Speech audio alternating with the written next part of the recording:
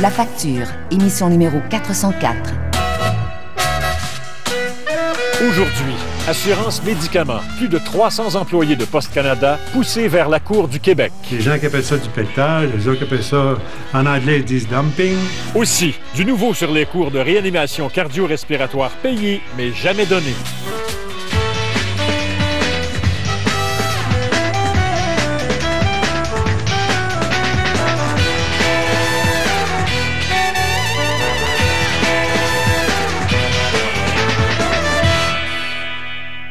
Bonsoir, bienvenue à La Facture. Ceux qui sont atteints d'une maladie grave ont besoin d'un maximum de compréhension, de support, de solidarité. La dernière chose qu'une personne malade veut entendre, c'est son employeur qui lui dit « Vous nous coûtez trop cher, nous ne pouvons plus continuer à vous assurer comme nous le faisons ». C'est pourtant ce qui arrive à plus de 300 employés québécois de Poste Canada. La Société de la Couronne affirme qu'elle agit ainsi par souci d'équité envers ses employés des autres provinces. Mais en voulant corriger une injustice, elle en crée une autre. Alain Brossard est atteint de sclérose en plaques depuis 8 ans. Il est bien connu dans cette pharmacie de Saint-Rémy. Bonjour, mesdames. Bonjour, M. Brossard. Ça va bien? Ça, c'est votre détacérant, puis Oui. vos Nouveau-Gésic, puis vos Rivotril. Oui. Il y achète plus de 24 000 $ de médicaments chaque année. Heureusement pour lui, il est protégé par un régime d'assurance médicaments avec son employeur Poste Canada. Et comme tous les Québécois, il ne débourse pas plus de 904 $ par an. Mais à la mi-janvier, son employeur lui envoie une mauvaise nouvelle par la poste. Je ouvre mon courrier. Là, je vois ça. Je commence à lire ça. Ça fonctionne pas, là. J'ai mal compris. Quelque chose qui marche pas. Je lis la lettre une deuxième fois. Ben, j'ai dit, voyons, ça n'a pas de sens. Il y a des bouts que j'ai pas compris. Je lis la lettre une troisième fois, j'en revenais pas. Il vient d'apprendre que son employeur a décidé de modifier son régime collectif d'assurance. Un changement imprévu qui fera un gros trou dans son budget. Vous avez calculé, pour vous, quand même, payer ce 20 % de vos poches, ça veut dire quoi au lieu de 900 Oh, ça veut dire 4 à 5 000 facilement par année. Poste Canada a décidé de diriger une partie de ses 13 000 employés québécois vers le régime public. Il y a un régime provincial qui existe, un régime public provincial. Va-t'en donc là-dessus, tu nous coûtes trop cher, on veut pas de toi. C'est à peu près ça que je ressens. Poste Canada a décidé de se soustraire aux dispositions provinciales en ce qui a trait à l'assurance médicaments, et ça à partir du 1er janvier 2008. 306 employés de Poste Canada ont reçu la même lettre. Ils ont tous deux choses en commun. Ils sont de grands consommateurs de médicaments et ils sont québécois. Les employés au Québec avaient une disposition spéciale qui ne s'appliquait pas à l'ensemble des employés au Canada. Partout ailleurs au Canada, les employés des postes paient 20 % du coût de leurs médicaments. C'est cette règle qui s'applique maintenant à Alain Brossard.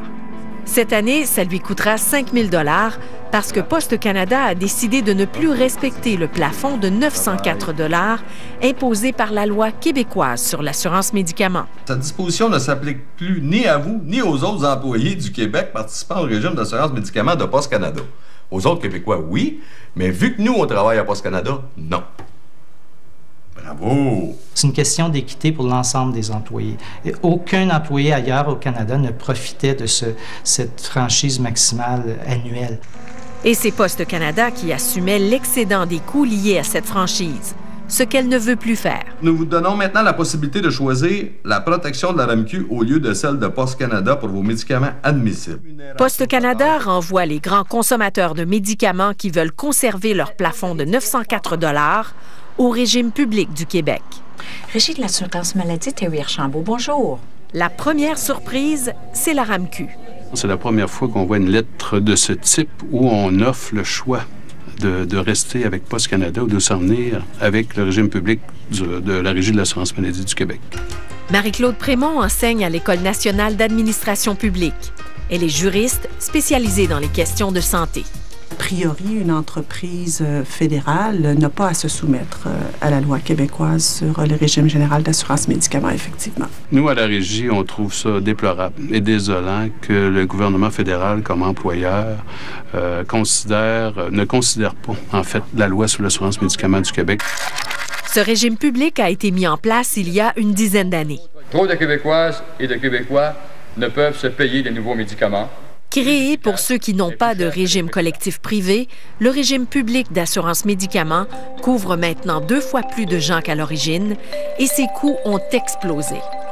Nous, on prend nos responsabilités et on ne veut pas laisser ces gens-là en plan parce que les autres employés du Québec, qui soient avec un assureur privé, qui soient avec la Régie, c'est la même règle, c'est qu'on ne paie pas plus que 904 $ par année pour nos médicaments. Je vais vous inscrire au régime du Québec. Mais le choix n'est pas si facile à faire pour M. Brossard et ses collègues. Il y a des inconvénients majeurs. Si je m'en vais avec la RAMQ, je sauve, mettons, 4 000 $, mais je perds toutes mes autres assurances. Dentiste, oui, la vue, hospitalisation, ambulance, etc., c'est mentionné dans la lettre. Je perds tout. Salut, comment ça va? Sylvain Joly est aussi un employé de Poste Canada. Bon, ben moi, je te laisse ma place, tout est chaud. Il bénéficie d'un plan familial. C'est sa conjointe qui est atteinte d'une maladie dégénérative qui a reçu la fameuse lettre. Votre choix s'appliquera à vous et aux personnes à votre charge. Donc, ça s'applique à toute la famille. Si tu débarques, c'est tout le monde qui débarque. Je trouve ça discriminatoire pour l'assurance parce que c'est supposément une assurance collective. Collective disent bien pour tout le monde. Là, on a du monde qui a des maladies qui nécessitent beaucoup de médicaments. On ne fait plus partie de la collectivité. Ce n'est pas la première fois que des employés du gouvernement fédéral atterrissent dans le régime de la RAMQ. Leur nombre augmente un peu chaque année. En 2007, ils étaient un peu plus de 650. 655 personnes, ça représente des coûts approximatifs de 4,4 millions de dollars pour la Régie. Avec le choix qu'offre Poste Canada à ses 306 employés, ce pourrait être autant de personnes qui, d'un coup, viendront frapper à la porte de la Régie. C'est sûr que c'est des coûts additionnels pour la Régie, effectivement. La structure du régime est organisée de telle sorte que les bons risques sont à l'assureur privé et les mauvais risques à l'assureur public, la RAMQ. On espère que ça va rester des situations isolées et qu'il n'y en aura pas d'autres qui vont emboîter le pas du côté des employeurs fédéraux. Sylvain Joly et Alain Brossard trouvent la situation injuste. Ils sont donc allés vers leur syndicat local qui a déposé un grief. Les Québécois qui travaillent pour le gouvernement fédéral ont une moins bonne protection que les autres Québécois qui travaillent pour n'importe qui au Québec. C'est au service des avantages sociaux, la personne qui s'occupe de mon dossier, qui nous a dit qu'ils ont fait ça pour éviter d'augmenter les primes à tout le monde. Ce qu'ils ignoraient tous, c'est que leur employeur a négocié ces changements avec leur syndicat national. Nous, ce qu'on voulait fondamentalement, c'est que tout le monde ait le même régime. Je pense que c'était la position de base. L'employeur, est arrivé à la table en disant que ça coûtait trop cher, les médicaments? C'est un peu l'analyse de tous les employeurs actuellement au niveau du Québec, au niveau du Canada, c'est qu'ils disent que tout ce qui est avantages sociaux est trop dispendieux et les coûts augmentent en flèche de 10-15 % par année. Les syndicats font face à un dilemme. Le syndicat se trouve dans une situation de double allégeance, là. D'une part, protéger ses adhérents, protéger les syndiqués, mais d'autre part, s'assurer de contrôler, dans la mesure du possible, l'augmentation des coûts. C'est un transfert de société, un transfert, dans le fond, de fonds au niveau du régime québécois. Ça, je pense que personne ne peut nier cette réalité-là. Il y a des gens qui appellent ça du pelletage. Les gens qui appellent ça du pelletage, les autres qui appellent ça, en anglais, ils disent dumping. La situation est délicate et cause un malaise, tant au syndicat que chez l'employeur. Ces préoccupations-là nous ont été exprimées par des employés. On est très sensible à ça. Et voilà, c'est ça. Ce gros morceau-là, il coûte 1586 par mois. Puis juste une petite injection comme ça, c'est 100 $. À tous les 2 jours, c'est 100 $ que ça coûte. Alain Brossard ne pourrait pas se passer de ses médicaments. Ça me permet de fonctionner. Je peux aller au travail à tous les jours, puis être productif, puis faire mon travail. Alain Brossard et Sylvain Joly sont maintenant à l'heure des choix. Aller avec la RAMQ pour le plafond de 904 $ ou rester avec Poste Canada pour conserver les autres assurances. J'ai décidé de ne pas aller vers la RAMQ, de garder les assurances, même si ça me coûte plus cher. J'ai vraiment pas réussi à prendre ce choix-là. Je peux pratiquement pas canceller ces assurances-là. Et je peux pas non plus arrêter la médication. Fait que je suis dans un genre de dédaine, tu sais, un cul-de-sac. Je sais pas quoi faire exactement.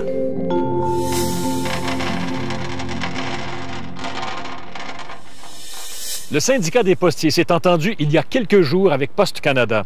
Les employés québécois qui choisiront la RAMQ pourront continuer de bénéficier des autres avantages du régime de l'employeur. À cause du coût très élevé des médicaments, de plus en plus d'employeurs et même de syndicats poussent ceux qui leur coûtent cher vers le régime public. Mais c'est nous, contribuables québécois, qui devrons payer pour les sommes ainsi épargnées par les employeurs et les syndicats.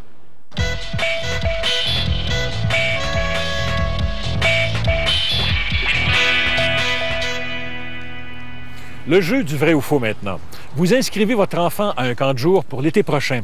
La responsable du camp qui prend l'inscription de votre enfant vous demande votre numéro d'assurance sociale.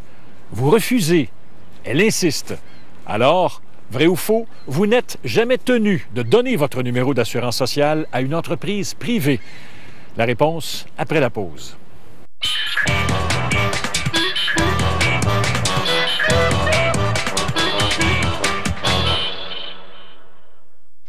Dès ce soir, la suite de René s'amorce alors que la grogne couve dans le parti. Les jeunes ne vous suivent plus.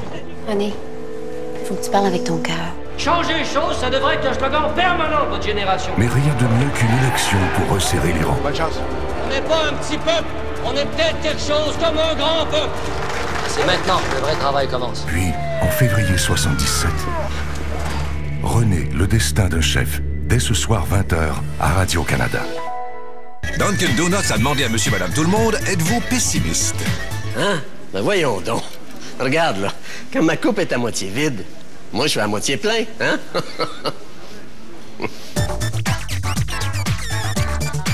Maintenant sur DVD, une histoire d'amour interdite. Je l'ai vu. Une révélation bouleversante. Il ne faut pas nécessairement croire ce que Brioni raconte. Découvrez Le secret caché, en nomination pour 7 Oscars, dont meilleur film, Expiation. En vente sur DVD. Envie de sirop d'érable? Ricardo vous propose 20 pages de recettes à l'érable d'hier à aujourd'hui. Vous trouverez aussi un spécial sur les bouillons maison et une hallucinante poutine dessert. Pour accueillir le printemps, ne manquez pas le magazine Ricardo, en kiosque maintenant. Dunkin' Donuts a demandé à monsieur, madame, tout le monde, quelle est la première chose que vous faites le matin? La première chose? Ben, je déjeune comme tout le monde. Samedi. On se rappelle donc les règles. Elle a droit à 2 tours pour réussir un chrono de 1 minute 50 secondes ou moins. Le moment de vérité, samedi 20h à Radio-Canada. Dès le vendredi 18 avril. Le deuil, c'était de reconnaître mon impuissance. Avec le temps, t'acceptes qu'elle n'est pas là. J'ai arrêté d'avoir peur le jour où je commençais à pleurer les miens. Avec cette émission, je vous propose quelques témoignages sur différents deuils de la vie. Bon voyage à vous. On prend toujours un train, vendredi 21h, dès le 18 avril, à Radio-Canada. Du lundi au vendredi, recettes de plaisir quotidien. Rappelez-vous, vous 15 ans. Ajoutez des moments de vérité. Je l'ai pogné. Oui. Couché dans la même chambre que ma femme. De mensonges. Des palmiers au bleuet. On monte demain, on va chercher le bleuet, on descend. Des chansons. Agrémentées de conversations. Écoutez bien ce qui s'est passé. Et vos plaisirs dureront longtemps. On continue. Les tomates! Pour le plaisir, du lundi au vendredi 12h30 à Radio-Canada. Jeudi. À tous pour un, le dernier sujet de la saison. 2 séries qui ont remarqué des millions de téléspectateurs, Les filles de Caleb et Blanche. Tous pour un, jeudi 20h à Radio-Canada. Je travaille pour la Loterie Atlantique. Si j'ai du fun... Depuis 1976, l'Auto-Atlantique appuie nos athlètes amateurs. Nous sommes fiers de leur succès. Je suis tellement fière de travailler pour une compagnie qui encourage puis qui soutient ses employés à faire une différence dans leur communauté, puis qui encourage elle-même la communauté, que ce soit Centraide, l'alphabétisation, le relais pour la vie. C'est vraiment un scénario gagnant-gagnant. Martial Auto-Atlantique, couleur d'appui des Jeux du Canada.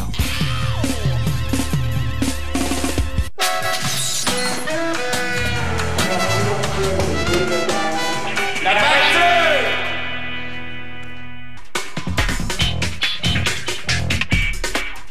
Vrai ou faux, vous n'êtes jamais tenu de donner votre numéro d'assurance sociale à une entreprise privée. Faux. Si l'entreprise en question, camp de jour, garderie, à but lucratif ou non, vous émet un reçu fiscal, vous êtes obligé de donner ce renseignement. Si vous refusez de le faire, vous êtes passible d'une amende de 100 $ et l'entreprise privée qui vous émet le reçu fiscal doit, elle aussi sous peine d'amende, vous demander ce renseignement.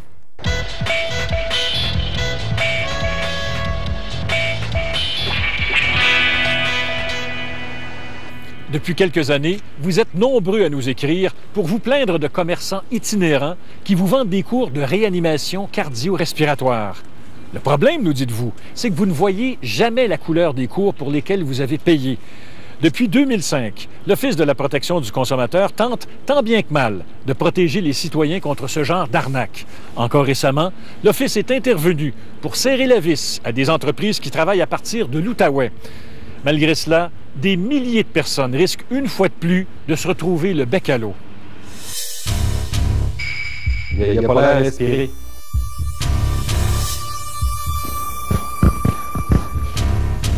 L'air passe pas.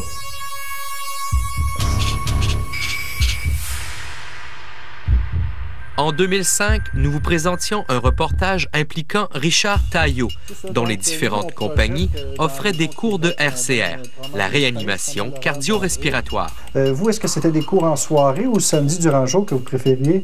L'homme d'affaires de Gatineau était à la tête d'un réseau de vendeurs itinérants qui sillonnait plusieurs régions du Québec. Moi, c'est ma passion, c'est ma vie, c'est ce que le bon Dieu m'a donné comme talent, c'est la vente itinérante. Richard Taillot aurait recruté 50 000 clients à 100 $ par cours de RCR. Le problème, c'est que plusieurs d'entre eux ont payé pour ces cours et ne les ont jamais reçus. L'Office de la protection du consommateur a donc poursuivi Richard Taillot. Coupable, il a finalement fermé boutique et le cautionnement de 25 000 $ qu'il avait versé à l'OPC pour rembourser les clients n'a pas été suffisant. On a reçu 1300 réclamations, au-dessus de 1300 réclamations dans ce dossier-là pour des réclamations dépassant 193 000 $ pour un cautionnement de 25 000 $. Donc, les consommateurs vont recevoir, en français, on dit des peanuts, là. À la même époque, une autre compagnie de l'Outaouais, Réseau Santé Activité, voyait le jour. L'entreprise était fondée par Martin Bisson, un ancien employé de Richard Taillot. Son concept comporte aussi des cours de secourisme, mais en plus 2 DVD éducatifs. Madame, entendez-vous, you? Elle réagit pas. S'ajoute à cela des billets gratuits de ski et de golf. En 2005, Réseau Santé Activité débutait la sollicitation avec des vendeurs itinérants. Plusieurs avaient d'ailleurs travaillé pour Richard Taillot, comme ce vendeur que nous suivons ici avec une caméra cachée. Nous avons assisté au discours du vendeur qui vante les mérites de sa compagnie. Mais c'est des cours, là. Un cours RCR, là. Prends-les où tu voudras, là. C'est partout. Pareil. Que ce soit un instructeur d'ambulance Saint-Jean, de la Croix-Rouge, de la Fondation Melcave. J'ai un monsieur, entre autres, qui avait déjà été, moi, avec les 3. Puis il dit, c'était Chris-là, il dit, je suis tout pareil. Ben, je garde. Le vendeur a beau se faire rassurant sur la qualité des cours, les clients vont encore faire les frais de cette aventure commerciale. C'est que Réseau Santé Activité va également accumuler les plaintes auprès de l'Office de la protection du consommateur. Dans bien des cas, là aussi, les cours ne seront pas donnés. Mais en 2005, au moment de cette entrevue avec Martin Bisson, sa compagnie n'avait pas encore un mauvais dossier auprès de l'OPC. Votre entreprise, Réseau Santé Activité, ça fait quoi, ça? Je vous dirais que c'est de la forfaiterie. C'est un agencement de produits et de services pour le mieux-être. On parle de prévention, on parle d'activité physique, on parle de sport. C'est principalement ce qu'on vise avec le Réseau Santé Activité. Faut que je signe ici, hein, c'est ça? Selon Martin Bisson, durant les 2 années où il a dirigé Réseau Santé Activité, la compagnie aurait recruté entre 8 000 et 10 000 clients. Ça remonte à combien, donc? 125 et 38. il a toujours prétendu respecter la loi sur la protection du consommateur. C'est un agencement de produits et de services. Il n'y a aucune tactique de déjouer la loi là-dedans. C'est quelque chose qui est très transparent. Puis, c'est aux avantages des consommateurs que je vous dirais. Mais l'Office de la protection du consommateur ne le laissera pas continuer ses opérations. En novembre 2006, devant le nombre croissant de clients insatisfaits qui ne reçoivent pas leur cours, l'OPC ne renouvelle pas le permis de vendeur itinérant de Réseau Santé Activité. À ce moment, Martin Bisson va quitter l'entreprise qu'il avait mis sur pied. Raymond? Yes. On en est où avec la promotion d'été pour le concours vacances? Ça avance. Nathalie a fait une couple de téléphone. Raymond Welburn, le partenaire de Martin Bisson, décide de continuer seul les opérations. C'est qu'il possède lui aussi une compagnie qui porte le nom de Réseau Santé Activité. Mais, encore une fois, cette entreprise accumule les plaintes et l'Office de la protection du consommateur décide de sévir. En septembre 2007, l'OPC lui retire son permis de commerçant itinérant. Joint dernièrement au téléphone, Raymond Welburn a refusé de répondre à nos questions. OK. Les patrons sont pas là. La compagnie Réseau Santé Activité de Raymond Welburn avait versé un cautionnement de 15 000 $ à l'Office de la protection du consommateur. Réseau Santé Activité, l'entreprise de Martin Bisson, avait pour sa part fourni 50 000 $. Toutefois, ces deux cautionnements pourraient bien être insuffisants pour rembourser les clients insatisfaits. Ah, ben merci infiniment. Merci. Je devrais pas avoir de problème. J'aurais pas de problème. Comme il n'y aura probablement pas assez d'argent pour rembourser tout le monde, hâtez-vous de joindre l'Office de la protection du consommateur. Ce sera premier arrivé, premier servi. Mais il y a autre chose. Nous venons d'apprendre que Richard Taillot continue de vendre ses cours en utilisant cette fois une autre compagnie, le Conseil canadien de la sécurité familiale. Cette compagnie n'a pas de permis de commerçant itinérant. L'Office de la protection du consommateur vient d'ailleurs de lui faire parvenir une mise en demeure à ce sujet. Pour nous joindre, composez le 514-790-2636 ou le 1-800-790-2636. En janvier 2006, nous vous avons raconté l'histoire de plusieurs citoyens de Saint-Zénon dans les Hautes-Laurentides. Leur municipalité avait décidé de les exproprier pour faire passer un sentier de motoneige sur leurs terres.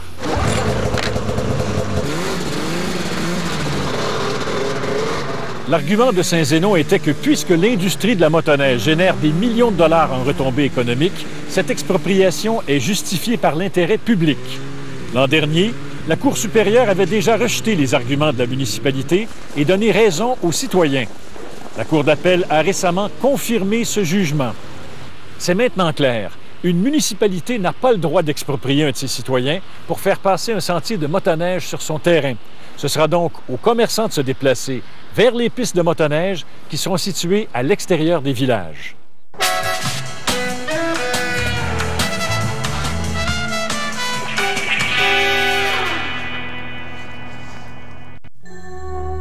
Ai-je rompu certaines de mes promesses?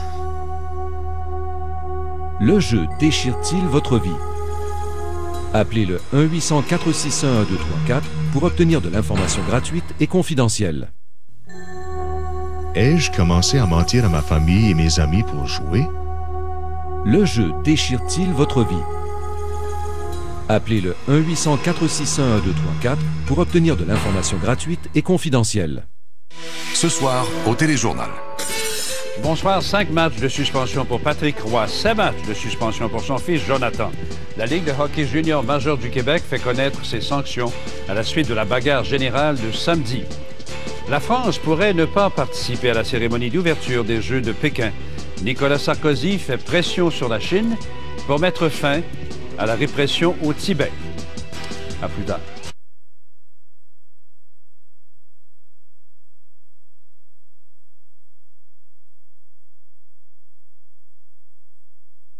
Guérison par le frère André.